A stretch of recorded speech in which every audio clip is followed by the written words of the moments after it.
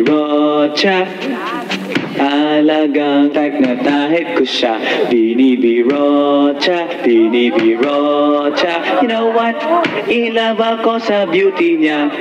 Kilala niyo ba ang sikat at tanyag na rapper at komedyanteng aktor noong panahong dekada 90 na mapapag-usapan natin ngayong araw? Alam kong kilalang kilala niyo siya at sino bang hindi makakilala kay Andrew Ford Valentino Espiritu o mas kilala nating Andrew E.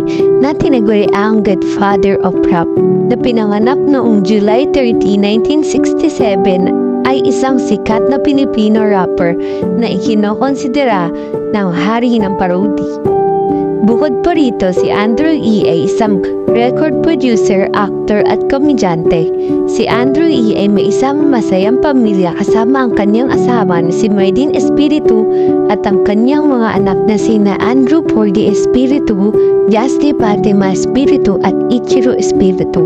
Nakilala si Andrew E. dahil sa mga pagpapalabas niya ng mga kwelang kanta na sumikat noong 90s at pagiging komedyante niya sa mga pelikula.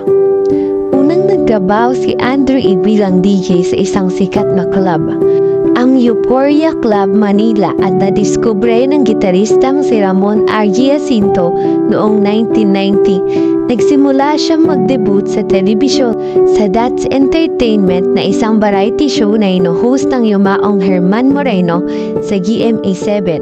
Sa kalaunan, isinimulan niya ang kanyang profesional na karera noong Disyembre 1990 nang inilabas niya ang kanyang debut single na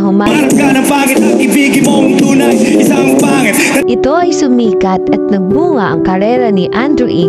nang nagsimula siyang magbida sa mga pelikulang komedya batay sa kanyang mga kanta. Tulad ng Humanap Ka ng Pangit na pinagbibidahan ni Andrew E.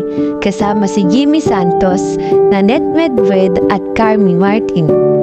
Ang sumunod na pelikula naman na kanyang ginanapan ay Ang Mahirap na Maging Pogi noong 1992 kasama si Dennis Padilla at tinirekta naman ito ni Ven Fileo. Ito ay kwento ng isang lalaki na tumatakas sa kanyang probinsya dahil sa mga babaeng umahabol sa kanya at napadpad siya sa Maynila. At ang Alabang Girls sa pinagbibidahan ni Lea Orosa at ni Andrew E. noong 1992 at isa rin naging pelikula ni Andrew E. ang Boyfriend Kong Gamol na pinagbibidahan ni Andrew E. at ni Alice Dixon noong 1993. At noong 1994 naman siya rin ang gumanap sa pelikulang Megamall kasama si Sharon Cuneta. Ito ay kwento ng isang malohong pribadong investigador na si Andrew E. na gumanap bilang Clark. Sumunod naman dito noong 1995 ang pelikulang Pre Hanggang sa Huli na pinagbibidahan ni Robin Padilla at ni Andrew E. na idinerekta ni Bebeng Osorio. Ito ay kwento ng dalawang pulis na hinuhuli ang isang gang ng mga kriminal. Noong kalagitnaan ng 1997, habang si Andrew E. ay nagkakaroon ng mga pelikula, hindi pa rin siya tumitigil sa karera ng industriya sa musika. At dito nagsimula si Andrew E. na magtatag ng isang independenteng label ng rap na pinangalanan niyang Tongalo Records para sa layunin ng pagtuklas at paggawa ng mga bagong talento sa rap. Isa sa mga rap group na kanilang naggawa at nadiskubre ay ang Salbakuta, kasama ang kanilang debut single na Stupid Love, na naging bestseller at nagspaw ng isang pelikulang pinagbibidahan ni Andrew E., Blackjack at Salbakuta, kasama na rin si Angelica de la Cruz. Lumipas man ang 90s, patuloy pa rin si Andrew E. na nag-release ng kanyang kanta at patuloy rin itong sumisikat tulad ng Sinab Maring, Banyo Queen, at Shoot Shoot na naging pelikula rin. Ang kanta ni Andrew E. na Binibirotcha ay naban ng 2 taon sa radyo na inakusahan siya na bastos na liriko. Ngunit si Andrew E.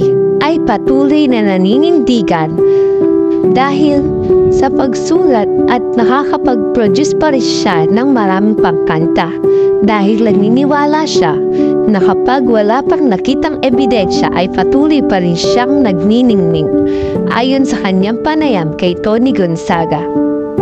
Dahil sa kanyang prinsipyo, si Andrew E. ay nanalo sa parangal na Rap Album of the Year para sa kanyang pinakabagong album na Club Sila sa 2010 PMPC Star Awards for Music, at si Andrew E. ay nanalo ng maraming parangal sa buong karera niya, kabilang ang ilang AWIT Awards at PAMAS Award para sa Best Supporting Actor. Kamakailan lang lumutang ang pangalan ni Andrew E.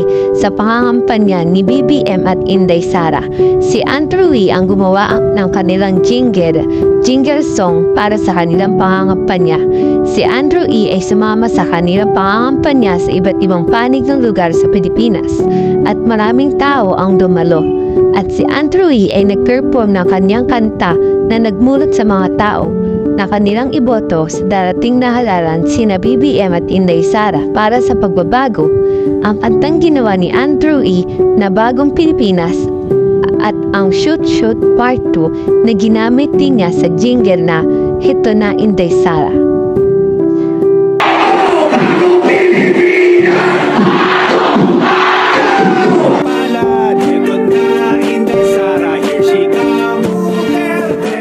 Dumating ang halalan na nanalo si BBM bilang presidente ng Pilipinas at vice-presidente si Inday Sara. Sa mga jingle na kanta ni Andrew E. ay nagbunga ng magandang tagumpay at pagkapanalo ng kanyang iniindoso. Para kay Andrew E., isang karangal sa kanya ang napabilang na maging isang kilala sa industriya ng musika man o pelikula. At bunga rin ito ng mga taong nagmamahal at patuloy na sumusuporta at umiidolo sa kanyang karera, sa kanyang talento, at pinagmamalaki niya ang kanyang sarili dahil sa tagumpay na kanyang natamo. Sa talento niya, sa pagiging komedyante sa mga pelikula at sa paggawa ng mga kakwelang kanta, na kahit lumipas man ang kasikatan ni Andrew E., ngunit hindi kukupas ang mga kanta at tumatak sa puso ng mga tao noong dekada 90 at may masaysay na at kawili-wiling pakinggan ngayon man at hanggang magpakailanman. At dito na nagtatapos ang ating video. Sana ay may natutunan kayo sa video na ito. Kung kayo ay natuwa, huwag niyong kalimutan i-like at subscribe ang ating YouTube channel.